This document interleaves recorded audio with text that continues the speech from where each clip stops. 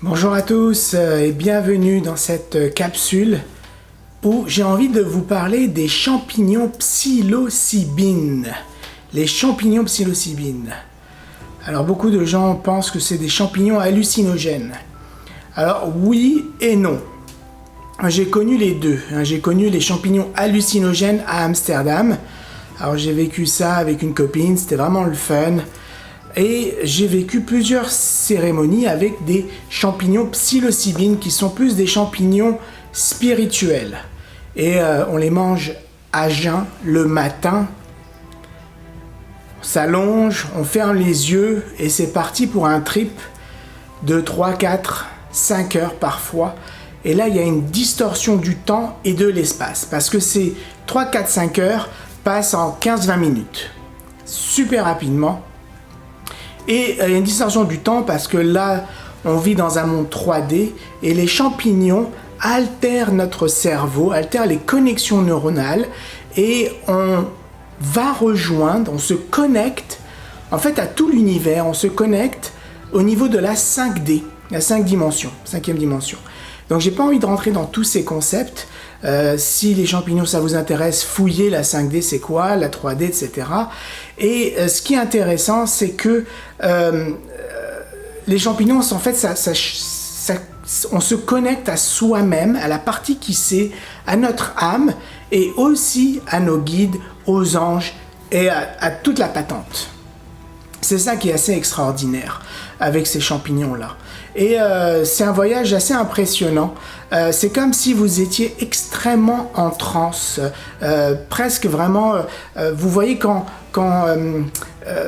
juste une fraction de seconde avant de dormir, vous êtes vraiment allongé, fermez les yeux, juste une seconde avant de dormir, ben c'est à peu près cet état, encore plus profondément en transe. Donc le mental est très faible. Quand je suis allongé, là, le mental, il parle, mais il a de la peine à parler. L'ego, il n'existe plus, il n'est plus là. Les émotions, le corps émotionnel est très vif. On ressent énormément de choses. Alors, ce que j'ai envie de faire dans cette vidéo, j'ai fait plusieurs cérémonies. Et j'ai envie de vous partager quelques points que j'ai trouvé extraordinaires. Vous partager mon expérience. Bien entendu, c'est mon expérience. Dans les groupes dans lesquels j'ai fait des champignons, chacun a eu des expériences différentes. Donc forcément, ce que je vais vous raconter, c'est mon expérience à moi. Par contre, ça va vous donner quand même une idée de qu'est-ce que c'est et comment on peut le vivre et qu'est-ce que ça apporte. Parce que pour moi, les champignons psilocybine, ça me permet de me connecter à mes guides, aux anges, à vraiment tout et avoir énormément de conseils, d'informations. Ils m'ont aidé à devenir une meilleure personne, un meilleur être humain, un meilleur père, un meilleur coach thérapeute. Donc c'est vraiment assez hallucinant. Alors j'ai envie de vous parler de ma première cérémonie, la toute première. Et puis, ce qui s'est passé dans la première, c'est que j'ai fait ça avec une chamane. Et c'est elle qui décide combien on prend, combien chacun prend, elle se connecte à nous, etc. Mais ensuite, j'ai pris ça, j'ai fermé les yeux, 20 minutes plus tard, ça a commencé. J'ai senti plein de choses dans mon corps. Et au début, ça a été quelque chose de très noir. Des images noires, on me faisait du mal, on venait me couper, c'était vraiment dégueulasse. Un peu comme l'ayahuasca, parce que j'ai essayé aussi l'ayahuasca, j'ai essayé pas mal de conneries dans ma vie. Et il y avait quelque chose de très noir, et puis là, j'étais là, mais j'arrivais pas, j'ouvrais les yeux pour me reconnecter au dehors, j'arrivais pas à rentrer à l'intérieur de moi, c'était trop difficile, c'était trop noir. Et à un moment, j'en avais marre, et je dis, mais là, j'en ai marre de ça, là, je suis pas venu ici payer cet argent pour vivre ça, j'ai envie de quelque chose de fun, de couleur, d'amour. Alors j'ai demandé l'aide de mes guides, des anges, de tout le monde de venir m'aider pour avoir une belle expérience. Et là, ça a changé radicalement, mais vraiment en une fraction de seconde.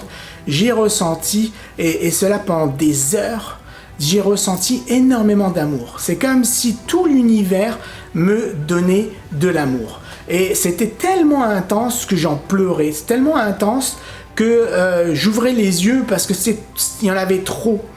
Et puis, à un moment, j'ai entendu une petite voix dans ma tête qui me disait « Accepte l'amour, sinon tu vas souffrir ». Et là, je comprenais pas trop, mais c'était difficile pour moi d'accepter autant d'amour. Et moi, j'ai grandi dans une famille dysfonctionnelle où mes parents m'ont jamais dit « je t'aime ». Donc, j'ai grandi sans véritable amour. Et c'était difficile pour moi d'accepter tout ça. Et à un moment, une petite voix me dit « ouvre la bouche ». Moi, j'étais là « ouvre la bouche, what the F ». Et puis, une autre voix me redit « ouvre la bouche, ouvre la bouche ». J'étais là « bon, ok ». J'ouvre la bouche, donc j'étais allongé. J'ouvre la bouche et là je sens de l'énergie qui rentre dans ma bouche, comme une présence qui rentre dans ma bouche, qui rentre à l'intérieur de ma cage thoracique. Et puis là ça fait POM. C'est comme si ma cage thoracique a augmenté de volume là d'un coup. Ça et c'était assez extraordinaire.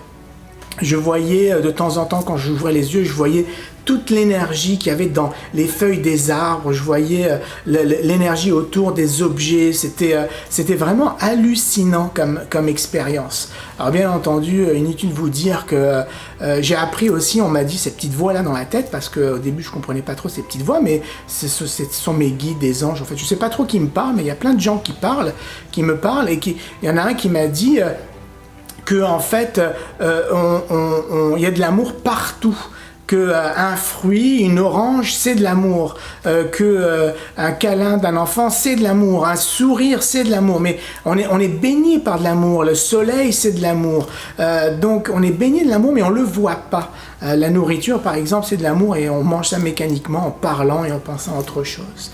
Et donc, le message, c'était d'accepter cet amour qui est tout autour de moi et que je ne voulais pas voir, parce que c'est bon. Je ne vais pas rentrer dans tous les détails là, mais... Donc ça, c'était ma première expérience. Alors, inutile de vous dire que j'ai adoré ça. Je me suis dit, waouh, c'est extraordinaire comme expérience. Tout l'univers même, c'est génial. Donc, une autre expérience que j'ai envie de vous partager, qui m'a choqué sur le moment, et d'ailleurs, j'ai pas partagé cette expérience parce que je trouvais ça, c'est trop bizarre, trop flyé. Et pourtant, j'ai fait des choses flyées dans ma vie, mais là, c'était une expérience où j'ai pris champignons psilocybine, allongé, 20 minutes plus tard, je pars. C'est 20, 30 minutes, 1 heure, ça dépend des champignons. Et puis là, c'est vraiment de la canalisation. Il y a des gens qui me parlent dans la tête constamment, c'est comme s'ils étaient là. Je les voyais pas, mais ils me parlent. Mais c'était très, très, très clair, là. C'était pas... Et puis, ils utilisaient des mots, il y avait des champignons avec des visualisations, des images, des sensations corporelles. Donc, j'avais vraiment la totale, tous les jours les yeux fermés. Et il m'amène dans le royaume des anges, là où ils vivent. Et c'était assez magique comme sensation. C'était comme bercé dans les nuages. Et c'est des sensations assez... J'arrive pas à l'exprimer parce que j'ai pas les mots pour, mais c'était assez hallucinant. Oui, je me suis dit, wow, c'est génial, c'est comme ça les anges. Et puis, le message qu'on m'a transmis, c'est que en fait, je suis un ange incarné, un ange terrestre, et que je suis là pour aider et aimer les gens. Et puis ça m'a vraiment choqué parce que sur le coup, je me suis dit, wow, c'est quoi cette histoire de ange incarné, ange terrestre? Je savais pas du tout, je connaissais pas cette notion-là. Et puis ça m'a fait vraiment peur. Moi, je pensais que j'allais être, qui me disait que j'étais un prophète, un messie. Et donc, j'ai pas partagé cette information. Je suis parti fouiller pendant plus de 3 mois sur Internet pour savoir c'est quoi cet ange terrestre. Et en fait, j'ai appris qu'on est très, très, très nombreux sur cette planète des anges terrestres, qu'on est là pour aider, qu'il y a énormément de gens qui sont coachs, thérapeutes, psychologues, massothérapeutes, énergéticiens, médiums, qui sont des anges terrestres et qui sont là pour aider l'humanité à avancer. Et donc j'étais vraiment content, et je me rappelle une fois que j'étais avec une copine et puis je lui raconte cette histoire, je crois que c'est la première fois que je racontais cette histoire, et elle me regarde et elle me dit mais voyons donc, ben oui bien sûr que t'es un ange, c'est pour ça qu'on s'entend si bien. Je suis là, mais toi aussi? Il me fait oui c'est toi aussi, ah bon? Et puis là elle m'a conseillé d'aller voir les livres de Doreen Virtue. Doreen Virtue qui parle beaucoup d'anges et de tout ça, les anges terrestres. Et j'ai lu plusieurs de ses livres et c'est vraiment très intéressant. Donc ça a été une expérience assez... Parce que j'ai compris, j'ai eu la réponse à cette question, c'est qui je suis. Depuis plus de 30 ans, je me posais cette question, qui je suis. Je savais que j'étais un peu différent des autres, que je me comportais pas comme les autres, que je faisais pas les choses comme les autres, qu'il y avait toujours quelque chose de différent en moi. Et puis je savais pas si j'étais normal, pas normal. Je pensais être défectueux parce que j'ai grandi dans une famille toxique. Et donc je me posais toujours la question, mais qui je suis. Et donc là, j'ai eu ma réponse. Alors ça, c'était vraiment intéressant. Ça, j'ai mis plus de 3 mois là pour comprendre tout ça là et pour avoir le courage d'accepter tout ça. Mais ça a été le fun, surtout que je travaillais déjà dans le milieu du bien-être et je continue de travailler dans le milieu du bien-être. Donc j'étais content de savoir que j'étais sur ma voie. Alors, il y a une autre expérience aussi qui était assez hallucinante avec les champignons, c'est qu'on me parlait, on me donne beaucoup de conseils, on m'apprend plein de choses. Et à un moment, on m'a dit, il y a Dieu qui veut te parler. Moi, j'étais là, Dieu qui veut me parler. Et là, il y a Dieu qui me parle avec une grosse voix puissante et qui me dit qu'il a créé les hommes pour qu'ils s'aiment. Et qu'on a en chacun de nous un réplica de divinité. Je vous le dis, et puis moi j'étais choqué, je me dis waouh, Dieu qui me parle, est-ce que j'invente ça? Est-ce que, avec le peu de mental que j'avais, est-ce que j'invente ça? Est-ce que Bref, je me suis posé cette question, alors je vous le partage, vous faites ce que vous voulez avec. Mais ce qui était intéressant, c'est qu'ensuite on m'a appris à aimer même le négatif. Alors, il y a une autre expérience qui a été marquante, c'est que j'ai fait une cérémonie, et là, j'ai vu beaucoup de noirceur au début. Et c'était, donc, ils m'ont dit d'aimer ce que je voyais, même si c'était noir, même si c'était négatif, de l'aimer quand même. Et donc là, je commençais à aimer, comme ils me l'ont appris, ils m'ont aimé. Et puis là, les images changent. Quand on aime quelque chose, même un bruit qui est négatif, là, si vous commencez à l'aimer, pas mentalement, mais avec le cœur, vous allez voir que ce bruit vous dérange plus. Et ces images ne me dérangeaient plus, et d'ailleurs, ça s'est transformé. Et c'est ça qui est assez intéressant. Et donc, ça s'est transformé. Et puis, donc là, je me suis relaxé, j'étais bien, j'étais dans mon allongé, les yeux fermés. Et puis là, en une fraction de seconde, je crois 5-10 secondes, émotionnellement, je ressens tout le mal que j'ai fait aux autres. Et c'est comme s'il y a une vague un rush, c'est comme si tout le mal que je faisais aux autres, on me le faisait à moi et je le ressentais. J'étais mal, mais alors tellement mal, je suis sorti, j'arrivais pas à marcher, j'étais en pleurs, j'étais contre le sol, à genoux, en train de pleurer. Ça a été, certains disent un mauvais trip là, mais de mon expérience, il n'y a pas de mauvais trip dans les champignons, sauf si vous faites des conneries avec là, mais ça a été voulu et j'ai ressenti tout le mal que j'ai fait aux gens parce que pour ceux qui ne me connaissent pas, j'étais une personne toxique et donc j'ai fait pas mal de mal aux gens. Et là, je l'ai ressenti comme si ça a été comme un boomerang et je ressentais ça et ça faisait mal, c'était vraiment horrible comme expérience. Et quand j'étais au sol, en pleurs, en train Et puis, il y a la voix qui arrive, qui me dit malgré tout le mal que tu as fait, tu dois t'aimer quand même. Moi, j'étais là, ouais, c'est ça, je dois m'aimer quand même, merci. Et puis, ils me disent, mais tu dois t'aimer parce que ce que tu as fait n'a rien à voir avec le fait de t'aimer ou pas. C'est de l'amour inconditionnel. Donc, il m'explique que si tu t'aimes par rapport à... Tu ouvres la porte de la vieille dame. Si tu t'aimes par rapport à tes actions, c'est pas du vrai amour. Donc, tu dois t'aimer malgré tout ce que tu as fait ou malgré ce que tu n'as pas fait. Donc, c'est de l'amour inconditionnel. Et donc là, j'étais là et je dis oui, c'est ça. Et je dois aimer le trou du cul à la boulangerie, là, que je n'aime pas, que je déteste. Et il me dit surtout lui. Je dis, ok. Et donc, il m'explique ce concept-là. Et je dis, là, je vais encore plus loin. Je dis, mais alors, Adolf Hitler, qui a massacré 6 millions de personnes à cause de lui, il y a plus de 50 millions de morts civiles, militaires. Et ils me disent, oui. Moi, j'étais là, quand même, là, c'est Adolf Hitler. Ils me disent, oui, parce que tu aimes à un autre niveau. Tu aimes à un autre niveau. Tu n'aimes pas une personne par rapport à ses actions ou son manque d'action. Tu aimes la personne par rapport à la personne. Et donc, ça a été assez intéressant ce qu'ils m'ont appris, même si il y a des choses qui sont difficiles à comprendre. Je le comprends mentalement, mais je ne peux pas l'accepter en termes de logique, vous voyez. Et ce qui est intéressant avec les champignons, c'est d'accéder à leur connaissance, d'accéder à l'univers tout entier, à une connexion aux guides, à d'autres personnes qui m'ont partagé leur savoir. Il y a plein de gens, mais je ne sais même pas qui me parle. Des fois, je pose la question, des fois, je n'ai même pas Alors, des fois, j'écris mes intentions. Et une fois, une expérience intéressante, c'est que j'écris 2-3 intentions, comme tout le monde vous dira d'écrire ses intentions, vos intentions avant une expérience comme celle-là. Et puis, je sens un malaise au début. Personne ne me parle. C'est comme une sale ambiance, une sale énergie. C'est comme, vous voyez, vous rentrez dans une pièce, personne ne se parle, vous dites, waouh, qu'est-ce qui se passe là?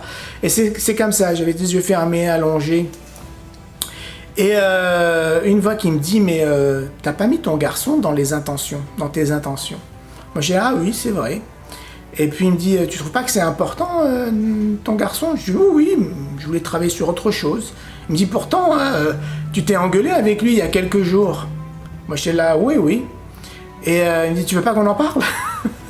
Alors finalement, on a parlé de ça, et grâce à leur connaissance, à leur savoir, ils m'ont aidé à devenir un meilleur père. Alors c'est ça qui est assez intelligent, intéressant. Et ils m'ont appris aussi, parce qu'ils m'ont beaucoup testé, ne pas accepter n'importe quoi d'eux. Ils m'ont piégé à plusieurs reprises pour pas que je leur donne mon pouvoir, que je prenne ce qu'ils me donnent et que je le passe dans le filtre de ma conscience, de mon libre arbitre. Est-ce que c'est correct ou pas pour moi? Alors qu'avant, j'acceptais tout en disant « Waouh, ils sont supérieurs à moi, ils sont dans la 5D, c'est mes guides ou des anges, etc. » Donc, et en fait, pas du tout. J'ai remarqué aussi par rapport à... Parce que je reçois énormément de messages, je canalise, comme on dit, et je note, j'ai noté toutes mes cérémonies, que des fois, ils se contredisent. Dépendant de la personne avec qui je parle, ils se contredisent parce qu'eux-mêmes ont leurs opinions différentes. Ça dépend à qui je parle.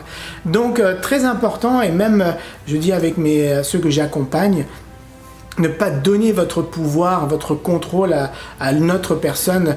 Si vous laissez la personne toxique contrôler votre vie, vous lui laissez toute votre vie, vous lui laissez votre pouvoir. Donc vous devez remettre les mains sur votre gouvernail, sur le gouvernail de votre vie.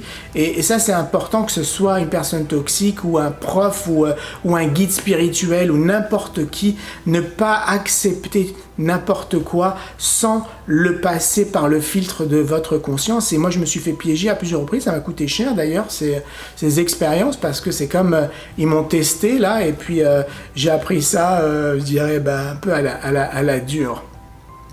Alors je pourrais continuer avec des expériences, mais je vais m'arrêter là. Alors, s'il vous plaît, ne me posez pas la question où on en achète, c'est interdit au Canada. Ne me posez pas la question de la chamane, je ne peux pas vous donner son nom, sauf si je vous connais bien, mais si je ne vous connais pas, je ne vous donnerai pas son nom. Vous pouvez faire des recherches, aller sur Facebook, contacter des groupes, des forums, il y en a plein. Et puis il y a des pays aussi où c'est légal. Donc il n'y a pas que le Canada, il y a d'autres pays où c'est légal. Mais c'est une expérience qui, moi, m'a beaucoup appris. Je suis devenu une meilleure personne, un meilleur être humain, un meilleur père, un meilleur coach, thérapeute. J'ai gagné en paix, j'ai gagné en confiance, j'ai gagné en assurance. Ça a été quelque chose de très positif dans ma vie. Et c'est quelque chose, je ne sais pas si vous êtes au niveau de le faire ou pas, si vous y croyez ou pas, ça dépend de votre cheminement. Là, il y a des gens qui sont à ce niveau-là, mais c'est quelque chose qui moi, là, m'a porté beaucoup. Alors, je vous souhaite une agréable journée et je vous envoie énormément d'amour. Au revoir.